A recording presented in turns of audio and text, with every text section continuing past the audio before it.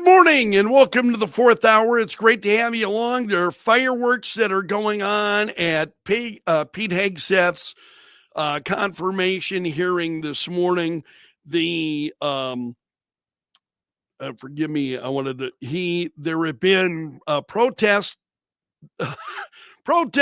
who have interrupted, hecklers who wound up being tossed from the hearing.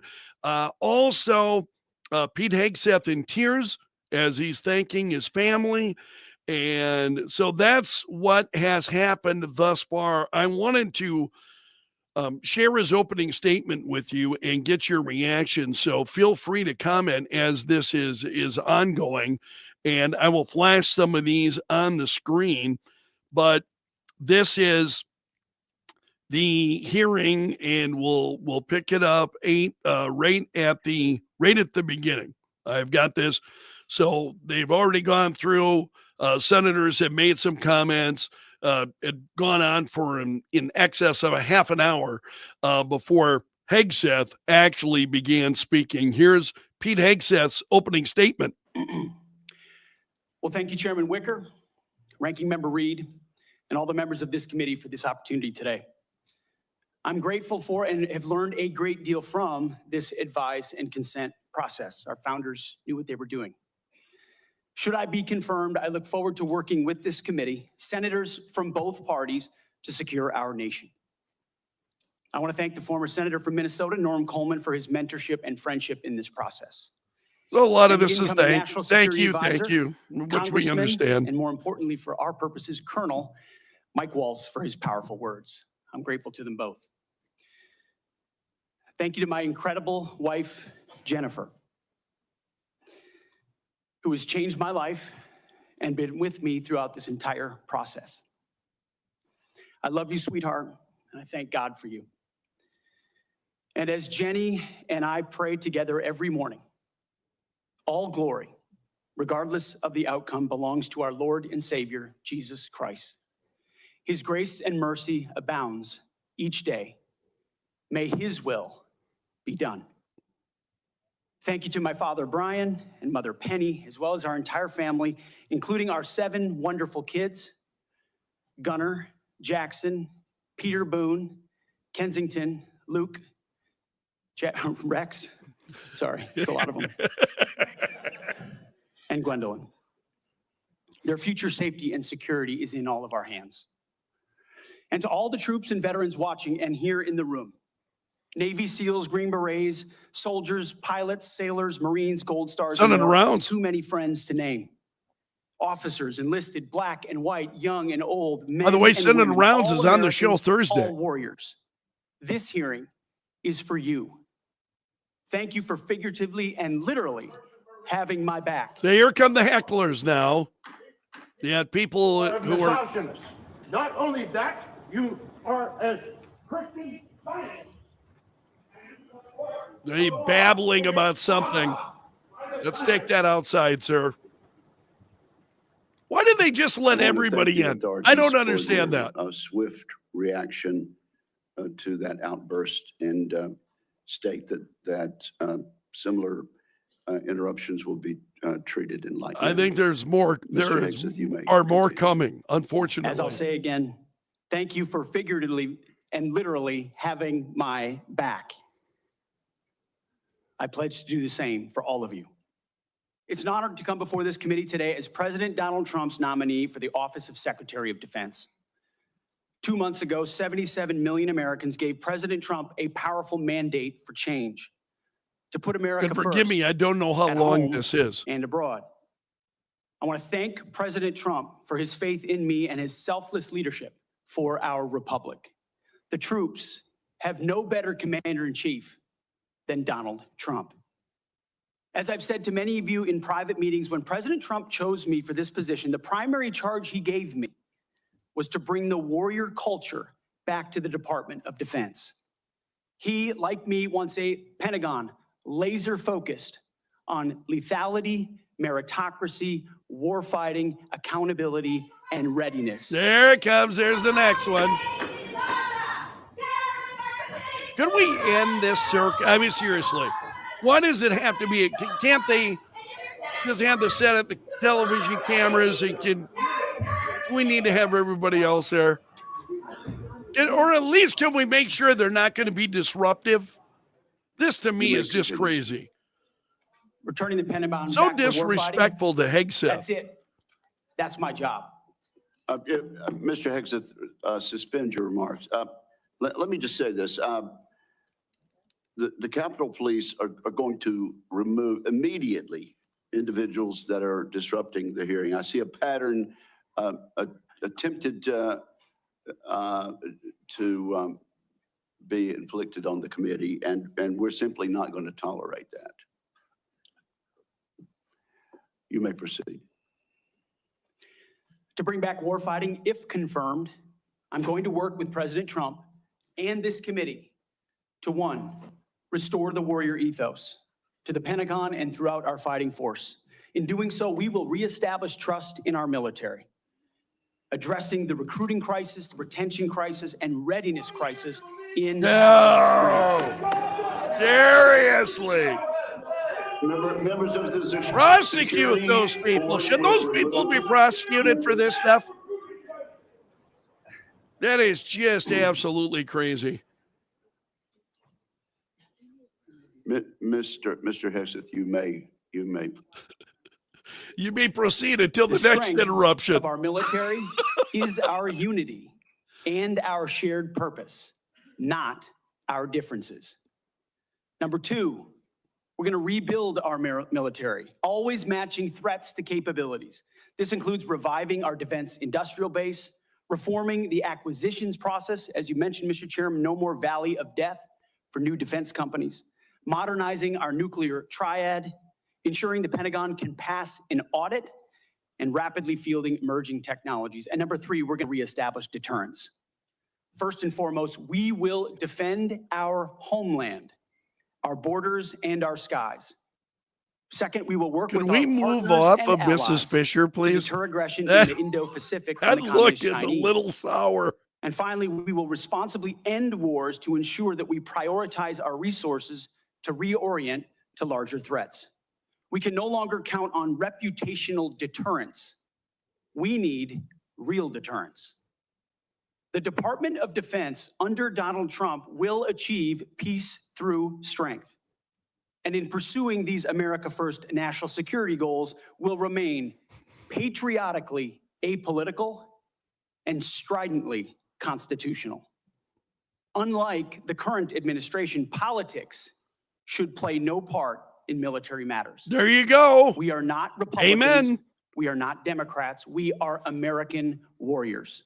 Our standards will be high and they will be equal, not equitable. That's a very different word. We need to make sure every warrior is fully qualified on their assigned weapon system, every pilot's fully qualified and current on the aircraft they are flying, and every general or flag officer is selected for leadership or promotion purely based on performance, readiness, and merit. Leaders at all levels love what he's will saying be here. held accountable. And warfighting and lethality and the readiness of the troops and their families will be our only focus. This has been my focus ever since I first put on the uniform as a young Army ROTC cadet at Princeton University in 2001.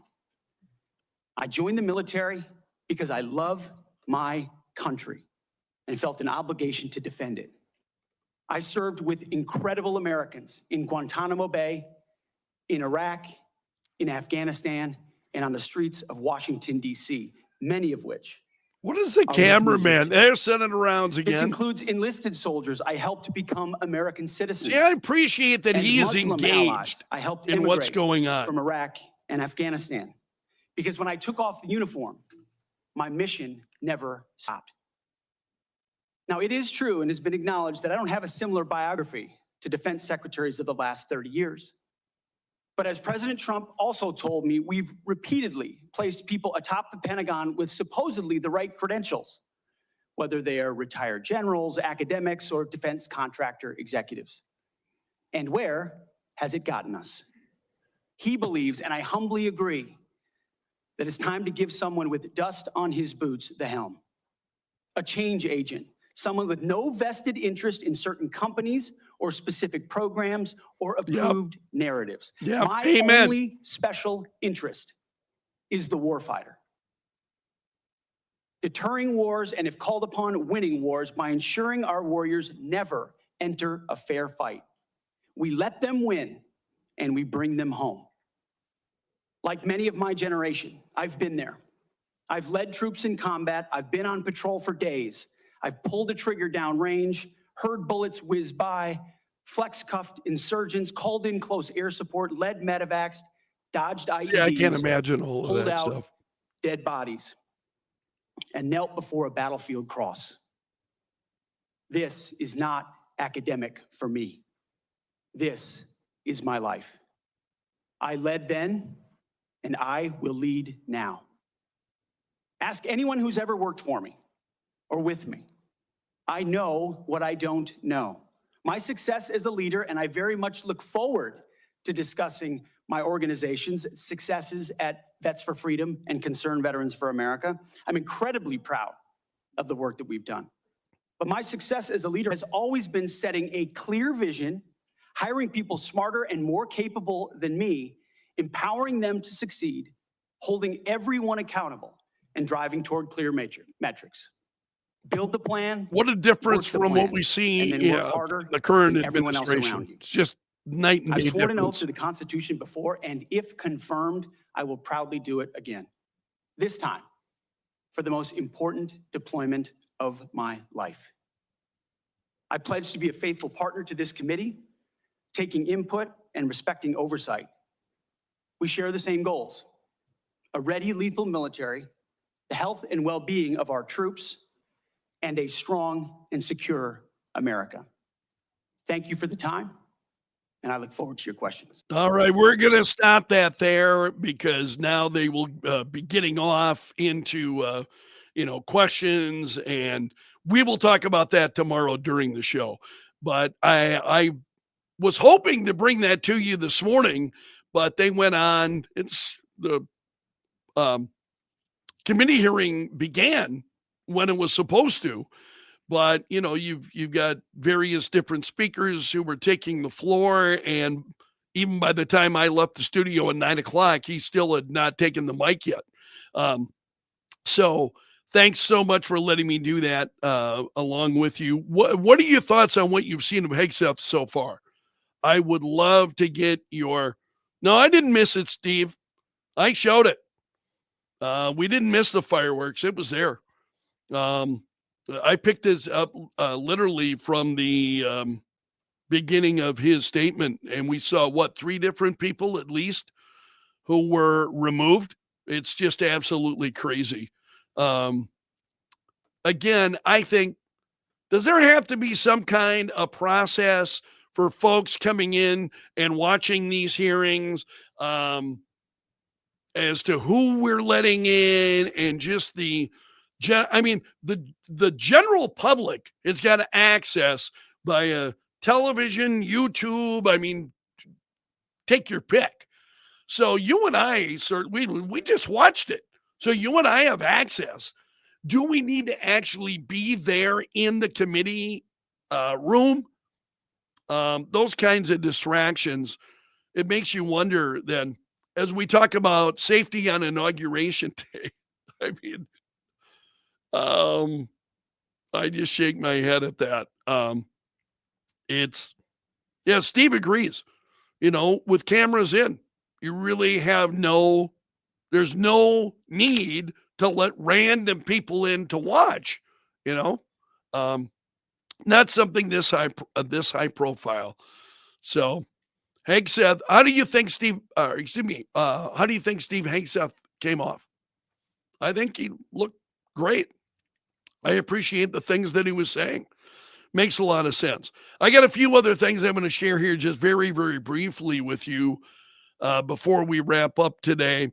Again, primarily, I wanted to share that footage of Pete Hegseth. Let's go to Free Spoke. And we'll run down some of the stories there. I talked about this on the air this morning. China reportedly considers selling TikTok to Elon Musk in order to prevent the ban. So there are some things that are happening as of this morning. TikTok responds to the rumors that China wants Elon Musk to buy the platform. Pure fiction, you're saying. Not true. Pure fiction. So I'm not surprised that story was from Bloomberg. So it's not true. They said Chinese officials were looking at the option.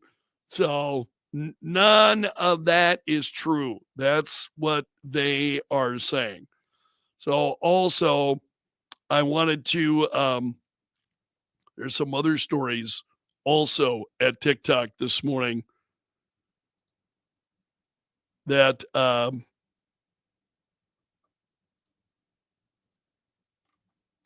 this one caught my attention. Starbucks ending their open door policy.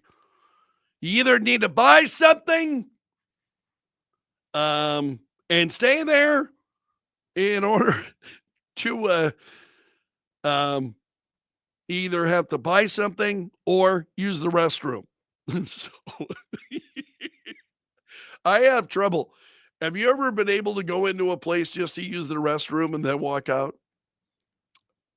I can't do it. I can't do it. I'm wired in such a way that I go in there, let's say I'm traveling and I don't need gas but I got to use a restroom. I'm compelled to buy something when I'm in there. Otherwise I just don't feel right. I've got no place in that business. I'm not there for any other reason but to use the restroom. I buy something. Is that a fault of mine? And I will accept that. That may be a fault of mine. So Starbucks is ending their open door policy. That's the thing about these coffee places where folks go in and they are there for quite a period of time. Steve is the same way as me. Got to get a soda or a sandwich, even a bag of chips. Yeah, there's a lot of stuff in there that I know something I'm going to want. Maybe not need, but I'm going to want. I got to grab something. I